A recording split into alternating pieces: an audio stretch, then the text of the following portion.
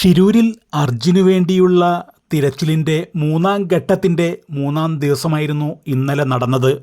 ഇന്നലത്തെ ദിവസം വളരെയധികം സങ്കടകരമായൊരു ദിവസം തന്നെയായിരുന്നു. ഈശ്വർ മാൽപേ ഗംഗാവാലി പുഴയുടെ അടിത്തട്ടിലേക്ക് ഊഴ്ന്നിറങ്ങിക്കൊണ്ട് ഒരുപാട് വാഹനങ്ങളുടെ പാർട്സുകളാണ് ഇന്നലെയും മിനിയാന്നും ആദ്യ ദിവസങ്ങളിലുമൊക്കെ കണ്ടെത്താൻ സാധിച്ചിരിക്കുന്നത്.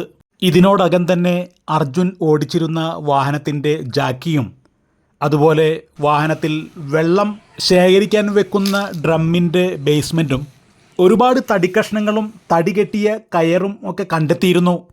കൂടാതെ പല പല വാഹനങ്ങളുടെ എൻജിനും ക്യാബിനും ഗിയർ ബോക്സും അതുപോലെ ആക്റ്റീവ സ്കൂട്ടറുമൊക്കെ കണ്ടെത്തിയിരുന്നു.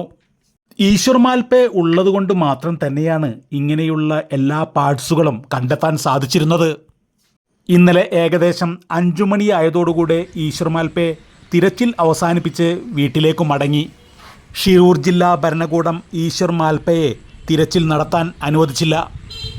ഈശ്വർ മാൽപേ തിരച്ചിൽ അവസാനിപ്പിച്ചത് നമ്മെ എല്ലാവരെയും സംബന്ധിച്ച് വളരെയധികം നഷ്ടം തന്നെയാണ്.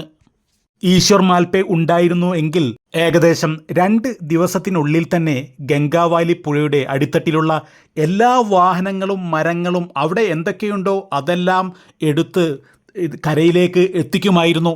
പക്ഷേ ഈശ്വർ മാൽപേ ഇന്നലത്തോടുകൂടി അവസാനിപ്പിച്ചു. ഡ്രഡ്ജിംഗ് മെഷീൻ കൊണ്ടുവന്ന ദിവസം തന്നെ ഏകദേശം അരമണിക്കൂറിന് ശേഷം അർജുൻ്റെ വാഹനത്തിലെ ഒരു ലോഹഭാഗം കിട്ടിയപ്പോൾ നമ്മളെല്ലാവരും വിചാരിച്ചിരുന്നത് ഇത് പിറ്റേ ദിവസത്തെ ഡ്രഡ്ജിംഗ് മെഷീൻ്റെ തിരച്ചിലോടെ തന്നെ എല്ലാം ഇന്നത്തോടുകൂടി കിട്ടും എന്നാണ് നമ്മൾ വിചാരിച്ചിരുന്നത്. പക്ഷേ ഒരുപാട് സാധനങ്ങൾ കിട്ടുന്നുണ്ട് എങ്കിലും അർജുൻ്റെ വാഹനം ഇതുവരെയും കിട്ടിയിട്ടില്ല എന്നാണ് മനസ്സിലാക്കാൻ സാധിക്കുന്നത്. പക്ഷേ ഗംഗാവാലി പുഴയുടെ അടിത്തട്ടിൽ ഒരു വാഹനം കമഴ്ന്ന് കിടക്കുന്നുണ്ട് എന്ന് ഇന്നലത്തെ തിരച്ചിലിൽ ഈശ്വർ മാൽപേ പറഞ്ഞിട്ടുണ്ടായിരുന്നു.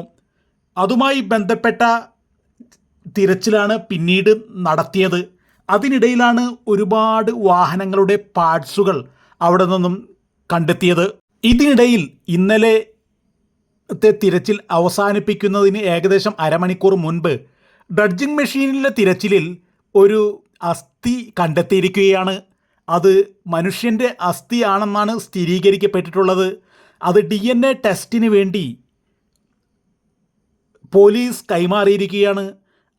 അത് DNA ടെസ്റ്റ് ചെയ്ത് കഴിഞ്ഞതിന് ശേഷമായിരിക്കും അത് അർജുൻ്റേതാണോ അതല്ലെങ്കിൽ ജഗന്നാഥൻ്റേതാണോ അതല്ലെങ്കിൽ യോഗേഷിൻ്റേതാണോ എന്ന് അറിയാൻ സാധിക്കുക. എന്തു തന്നെയായാലും അത് മനുഷ്യൻ്റെ അസ്ഥി ആണെന്നാണ് മനാഫും പോലീസും പറയുന്നത്. ഈശ്വർ മാൽപേ നാളെ വരികയാണെങ്കിൽ ഈശ്വർ മാൽപേ നിർബന്ധിച്ച് നിർത്തി കൊണ്ടുവരികയാണെങ്കിൽ തന്നെ ഒരുപാട് സാധനങ്ങൾ ഇനിയും ഗംഗാവാലി പുഴയുടെ അടിത്തട്ടിൽ നിന്നും ഇനിയും കണ്ടെത്താൻ സാധിക്കും. ഈശ്വർ മാൽപേയെ മനാഫ് നിർബന്ധിച്ച് ഇനിയും കൊണ്ടുവരും എന്നാണ് അറിയാൻ സാധിക്കുന്നത്.